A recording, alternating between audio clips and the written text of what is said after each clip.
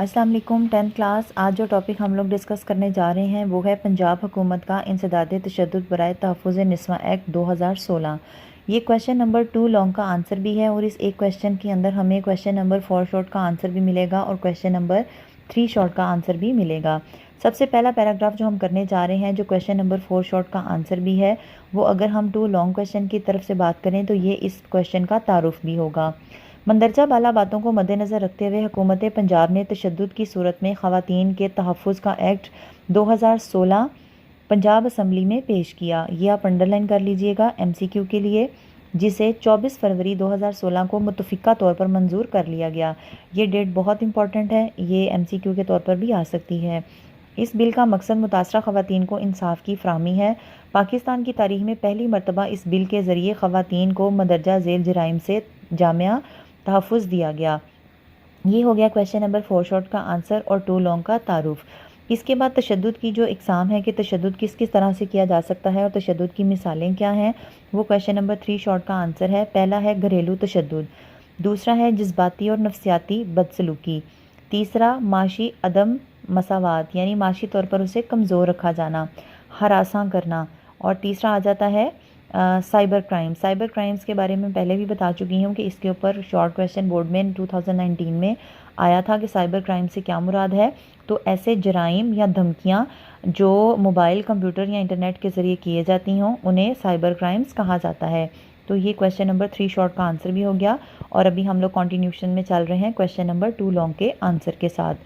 इस बिल के ज़रिए ख़वातीन के तहफ़्फ़ुज़ के लिए कई इक़दाम किए गए हैं, जैसे कि अब ये जो इक़दाम नीचे लिखे हुए हैं इन सब को हम लोग हेडिंग्स के साथ अटैम्प्ट करेंगे। सबसे पहला जो इसका पॉइंट हम लोग पढ़ने जा रहे हैं, इसकी हेडिंग बनेगी यूनिवर्सल टोल फ्री नंबर।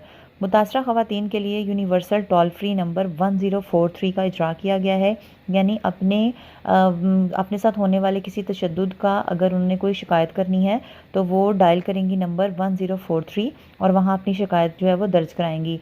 ये आप लोग अंडरलाइन कर लें। ये जो नंबर है ये MCQ के तौर पर इम्पॉर्टेंट है और पूछा जा सकता है कि मुतासरा ख़वातीन अपने ऊपर होने वाले तशद्दुद की जो रिपोर्ट है वो करवाने के लिए या शिकायत दर्ज कराने के लिए कौन सा नंबर डायल करेंगी, तो वो होगा 1043।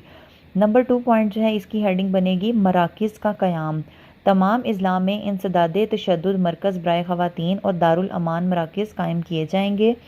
नेक्स्ट आ जाता है पॉइंट, इसकी हेडिंग बनेगी फ्री कैन के दरमियान सालसी का किरदार।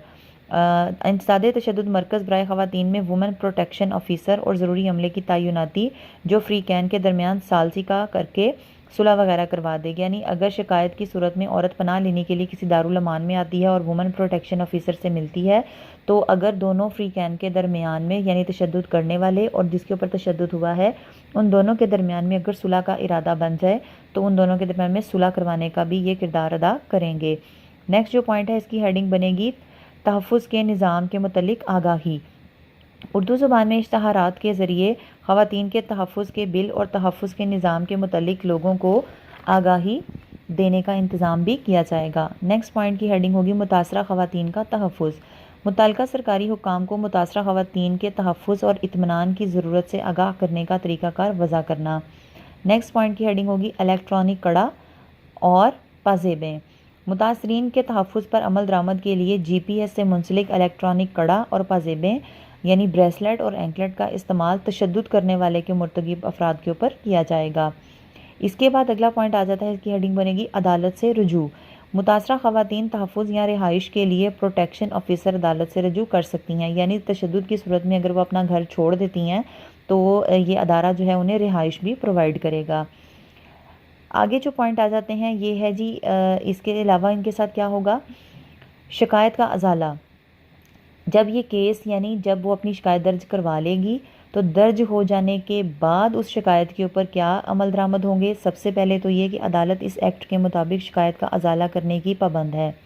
नंबर 2, शिकायत मसूल होने पर अदालत मुद्दा अलैह होता है जिसके ऊपर केस किया है, यानी तशद्दुद जिस औरत के ऊपर हुआ है उसने तशद्दुद करने वाले के ऊपर जो शिकायत दर्ज करवाई है, तो शिकायत मसूल होने के बाद अदालत जिसके ख़िलाफ़ ये मुकदमा दायर हुआ है उसको नोटिस के ज़रिए 7 यौम के अंदर हाजिर करने की पाबंद होगी।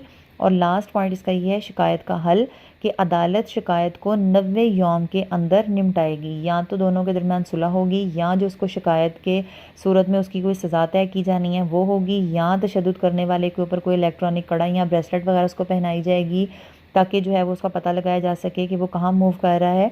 तो ये चीज़ें यहाँ पर शामिल थी। तो स्टूडेंट्स यहाँ पर हमारा क्वेश्चन नंबर 2 लॉन्ग जो है वो भी कंप्लीट हो गया।